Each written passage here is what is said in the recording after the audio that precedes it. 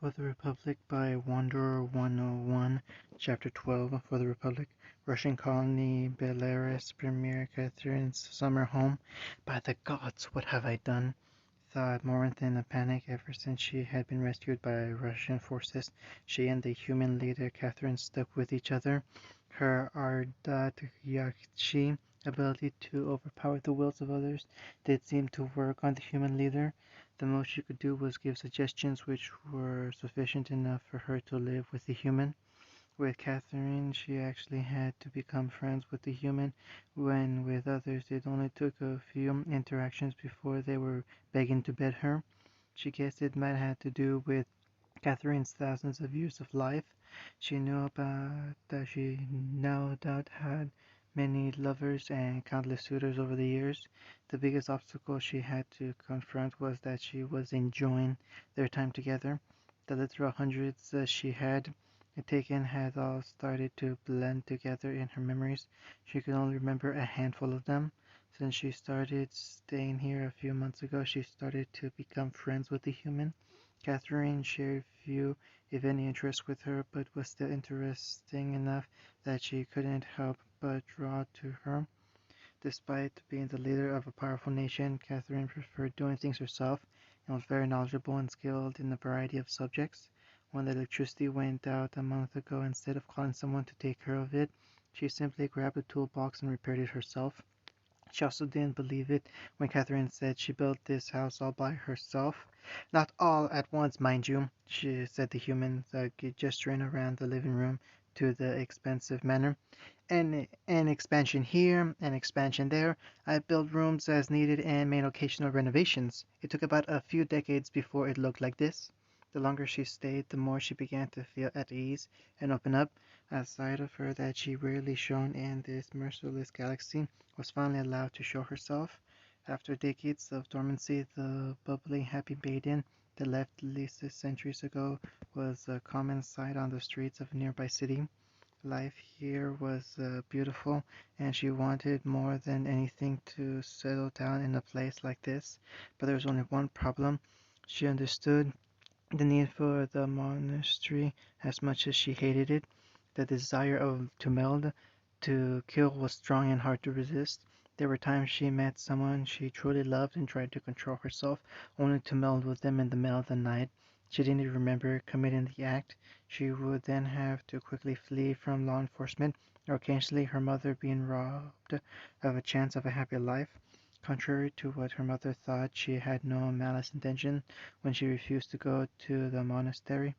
The maiden wanderlust hit her harder than most, and being confined to a cage, no matter how gilded, for the rest of her life didn't sit well with her. So one day she just left. She never wanted to hurt anyone. Unfortunately, her mother didn't see it that way. The first time they met, she called her a demon and a murderer and tried to kill her without so much as a chance to surrender. Even her sisters would stop responding to the discreet messages she'd send. She stopped believing in them long ago. She only wanted freedom, peace, and a family that didn't see her as a monster to be locked away. For some reason, the goddess saw fit to punish her for having these desires. She was obviously cursed and should have went on her way the moment she was freed. But that reassuring smile the disguised human leader gave her. She was sitting at the kitchen table with a cup of coffee. Catherine introduced the drink to her, which had quickly become her favorite. The looking at it only made her feel more guilty. She could help but think of the intense satisfaction she felt upon awakening, the relief, the release. These thoughts were soon replaced by horror when she saw the unmoving corpse under her sheets. She had to leave. The city was a short drive and had a small spaceport. She could hitch a ride on a ship and go somewhere, maybe Omega. With the amount of scum there, maybe she won't feel so bad when she inevitably killed someone again. She didn't know how long it would be before she discovered the body. Not too long, seeing how Katharina would get many calls from various officials asking for advice and guidance despite the Russian state running itself fairly smoothly.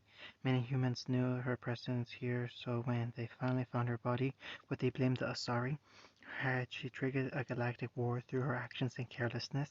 She was so focused on her own thoughts she didn't notice Catherine telling her good morning. She mumbled out a quick reply, being so engrossed in her own misery and self-loathing.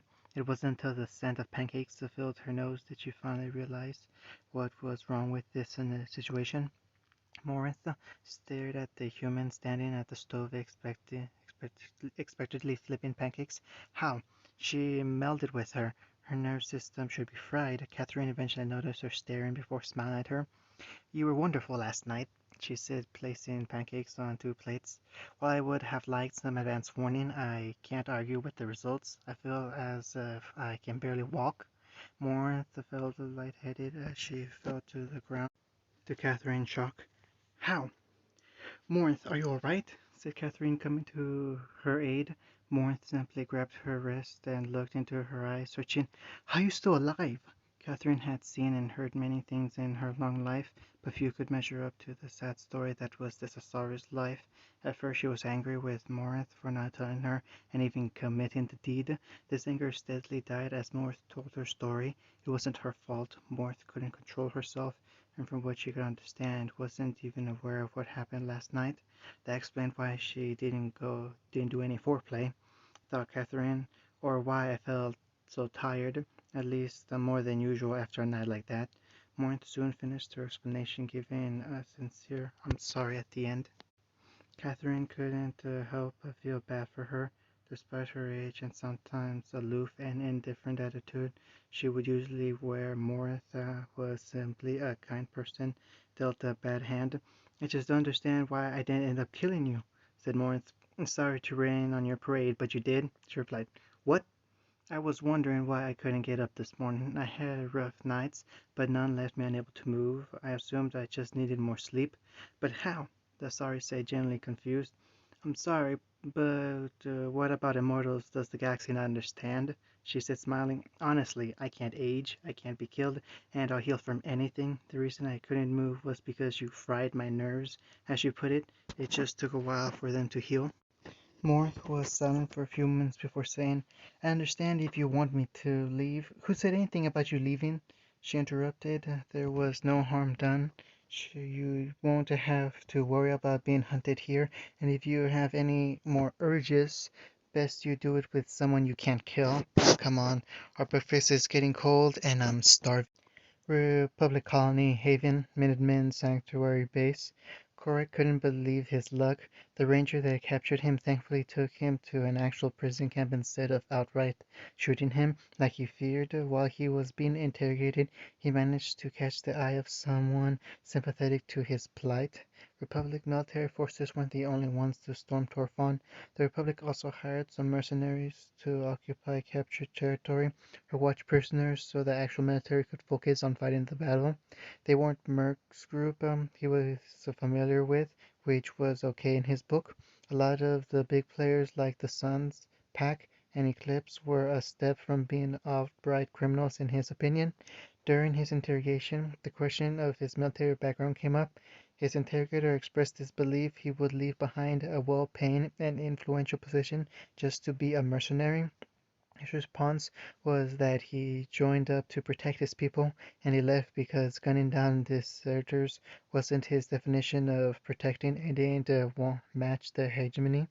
As for his mercenary work, he would only join groups that did legit mercenary work, leaving if they turned crooked.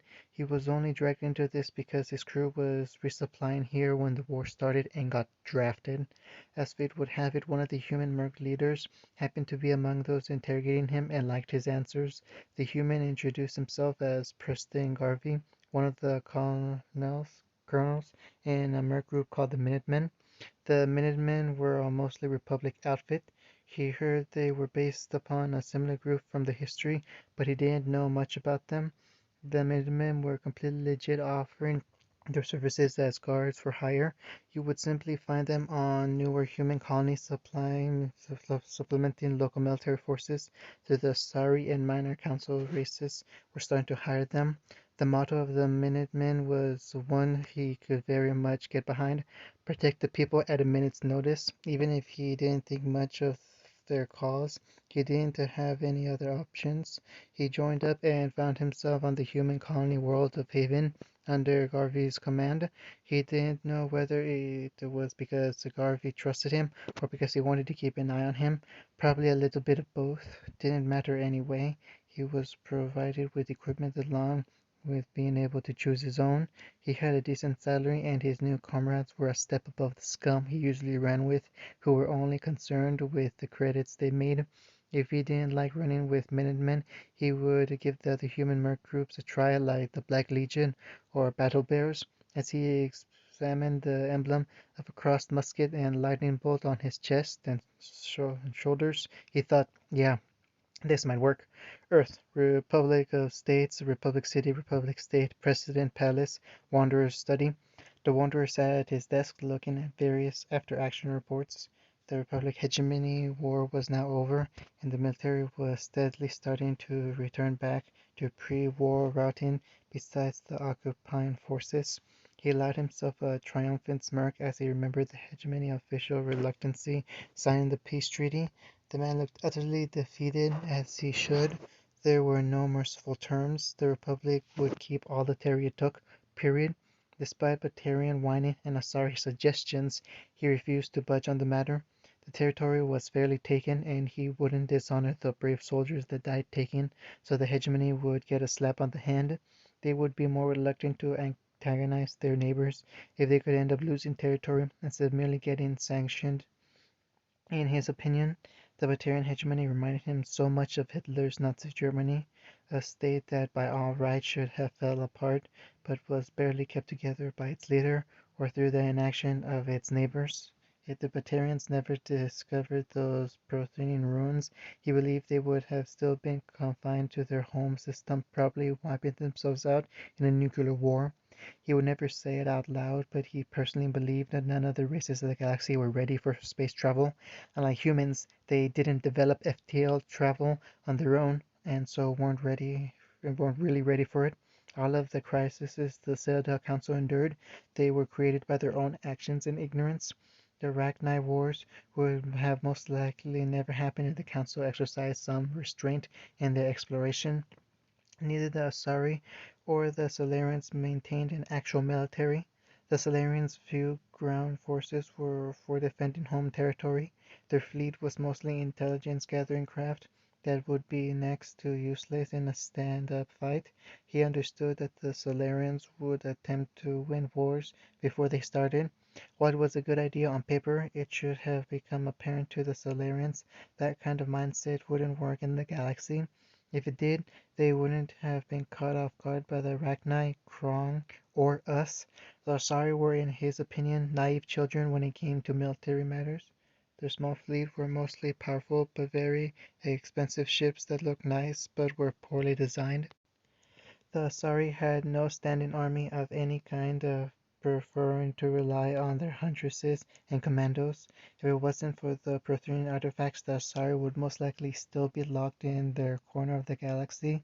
They just didn't possess the ambition or drive to become a spacefaring race as quickly as he did. Many in both the DRI and XCOM wondered if the Asari were keeping a bit of Prothean tech all to themselves. Would explain why they're so far ahead of the rest of the Citadel, despite their scientists being so conservative. XCOM was looking into it since it would make great blackmail. Due to their lack of proper military, the Asari and Solarians uplifted the Krogan. Instead of reforming their societies to deal with the ongoing crises, they instead pushed the issue on a young race that barely had satellites in orbit before they nuked their civilization to oblivion. The Krogan were merciless in their campaign. Rachni hives were destroyed and their queens slaughtered, while the council sat idly by. They couldn't negotiate with the Rachni before because their hive world were so inhospitable, and Rachni drones turned out to be fairly dumb. Despite now having the opportunity of negotiation through the Krogan, they were content to letting the Rachni be exterminated. When the genocide was complete, the Krogan were given several worlds as thanks and left to their own devices. It never occurred to the Council that after centuries of warfare and their homeworld being a nuclear wasteland, the Krogan might have trouble, both socially and biologically, adjusting to peace. Their rapid birth rate was a byproduct of living on a world where everything was trying to kill you. When their colonies got crowded, the Krogan did the simple thing of taking more whether they were inhabited or not. It was all they knew or were taught, and the then council used STG, Asari huntresses, and the newly created specters to covertly cripple the Krogan during open stages. Unfortunately, the Council neglected to improve their military since the Arachnid Wars, and the Krogan easily replaced the losses they suffered. This wasn't a war that could be won with covert strikes and espionage. Instead of making the much needed reforms, the Council once again made a younger race shoulder the burden. This time it was the Turians. The Turians preferred admirably through the war, and without them the galaxy would be dominated by the Krogan. The only thing he had an issue with was what ended the war, the genophage. He knew the slightly hypocrisy of being against the genophage, but ordering the first nuclear weapon to be dropped on Ravenna. Looking back at his reasons for doing it seemed petty. Rome was beat and would have surrendered even if he hadn't went nuclear. He convinced himself that it would keep others from declaring war on the Republic ever again and ensure peace. All he did was have everyone scramble over each other trying to build nukes all of their own. If he and the other leaders hadn't agreed to cooperate with each other, Earth might be like Turchanka.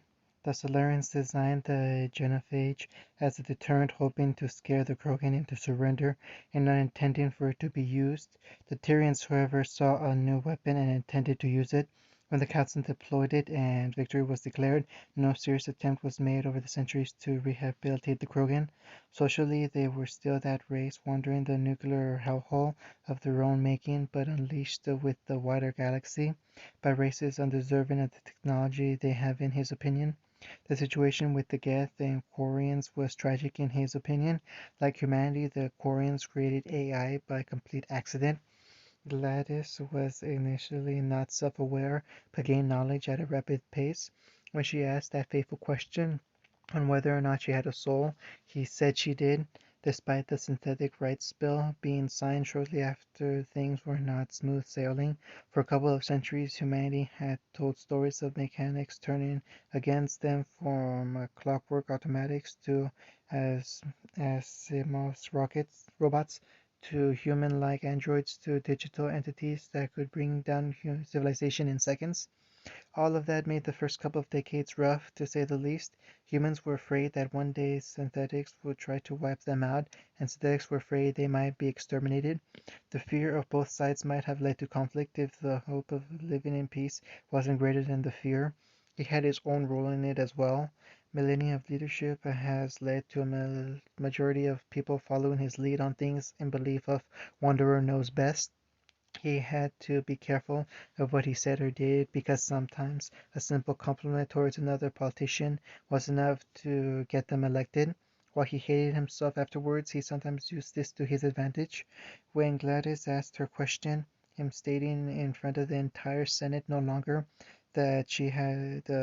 less that she had a soul was a foot in the door. Him adopting Gladys as a daughter opened the door a little wider. Proposing the synthetic rice bill opened it some more. Hiring synthetics opened it more. Poking and prodding the revered council until they publicly proclaimed synthetics as children of man/God, meaning they had souls in the religious sense. He continued doing little things like that until he thinks sometime in the early 2000s, synthetics were just considered ordinary civilians.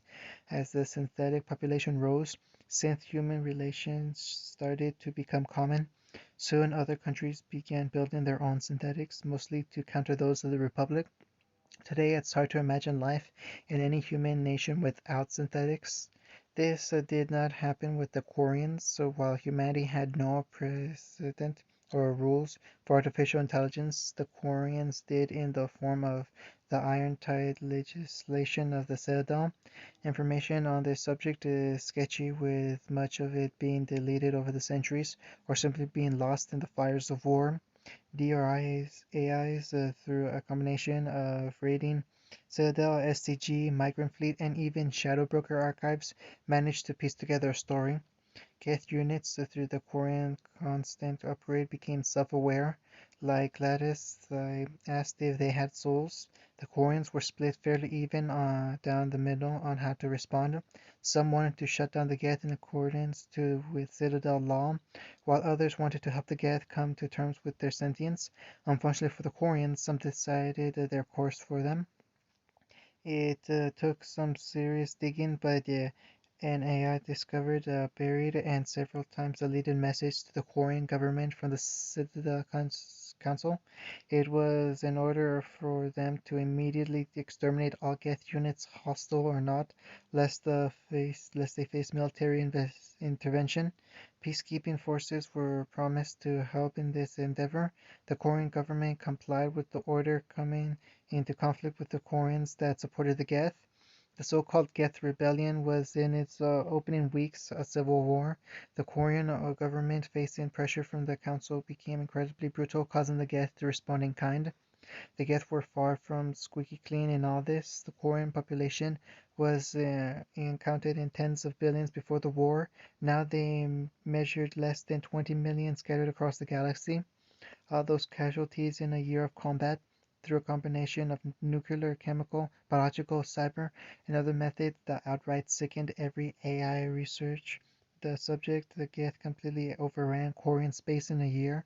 Some were appalled enough to support the outright extermination of the Geth, because in Glinda's own words, only rabid animals devoid of any sense of morality would do such thing to their creators, their parents. As the remaining Quarians retreated into Council space on what would become the migrant fleet, in the hope of securing aid, they were turned away. The Council withheld the promised reinforcements when the tide turned against the Quarians, and now waited the complete distance themselves from the Quarians. Archived reports say this was done to keep from being immediately drawn into war with the Geth, and to punish the Quarians for releasing a scourge even worse than the Rachni. As the council prepared for war, it quickly became apparent that they weren't leaving the press veil anytime soon.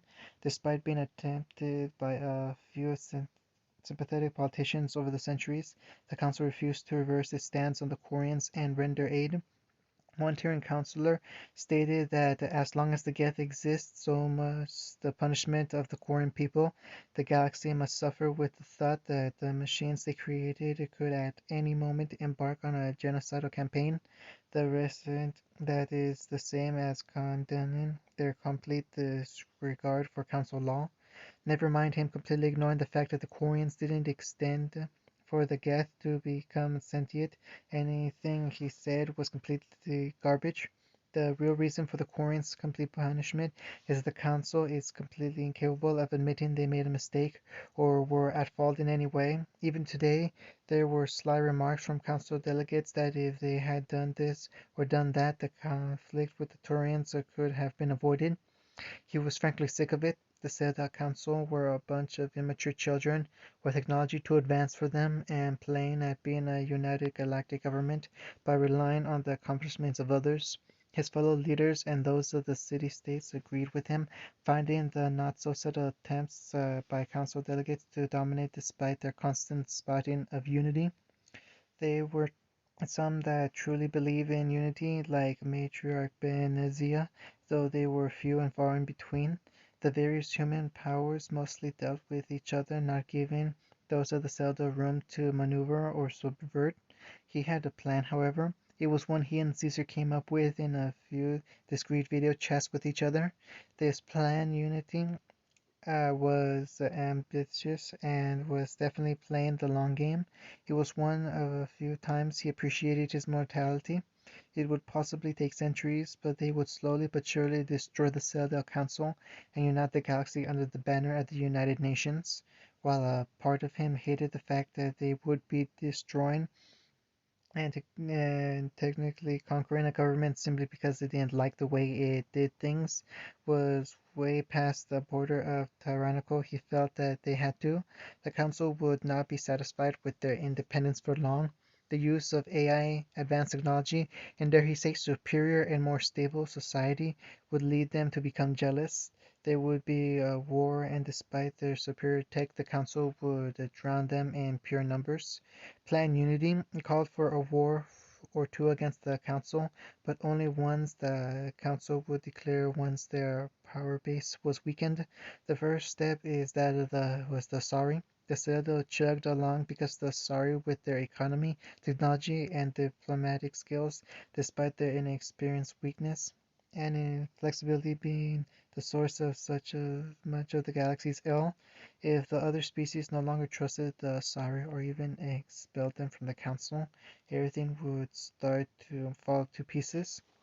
This all hinged on whether or not he could get the other leaders on board. He and Caesar would present this at their next private UN meeting. He had a feeling the others would agree, if not for the welfare of the galaxy, then that of our people. Civilopedia. The Minutemen are a Republic mercenary organization specialized in colony defense and escort, named after the famous military force that cleared the Delta Island of barbarians. The Minutemen lives by its motto of protect the people at a minute's notice. The current leader of the Minutemen is General Ronnie Shaw, who is at the Minutemen main HQ on Eden Prime. Like all human merc groups, the Minutemen have a signature weapon, which is the mass musket. Designed to look the musket carry the original Minutemen, the mass musket, instead of being a powerful weapon, uses mass accelerators to propel metal balls at incredible speeds. As their size, the balls then fired at mass accelerator speed is comparable, if not superior, to top-shelf anti-material rifles. A single shot is enough to collapse most shields or pierce any armor. This weapon's main drawback is, like its namesake, it can fire only a single shot before needing to be reloaded. Black Legion. Mostly Roman and German group, the Black Legion covers things the Minutemen or Black Bears typically don't, that being frontline combat. The Legion, being mostly made up of ex-military, does not shy away from combat and in fact relishes it. Legionnaires will typically enter close range with bayonets or their signature weapon. The signature weapon of the Legion is the gladius, a short sword that can be modified with an electric or plasma blade. It is said that a legionary without his gladius is improperly dressed. Battle bears, being made up of mostly Russians but accepting of everyone with nowhere to go. The battle bears specialize, in their own words, rooting out scum. Pirates, gangs, slavers, and terminus merc groups are their favorite prey. When faced with allegations of being too accepting of former convicts, the leader of the battle bear responds thusly: "Who better to send out against a thug than an even bigger thug?" The signature weapon of the battle bears is the Kalash. This highly modern weapon is based on the AK series of rifles still in service in the Russian military. Kalashes can be customized however their user chooses, with standard clip, drum mags, belts, bayonets, and grenade launchers. It can even be modified to fire bullets or mass accelerator rounds depending on the user's preferences. End of chapter 12.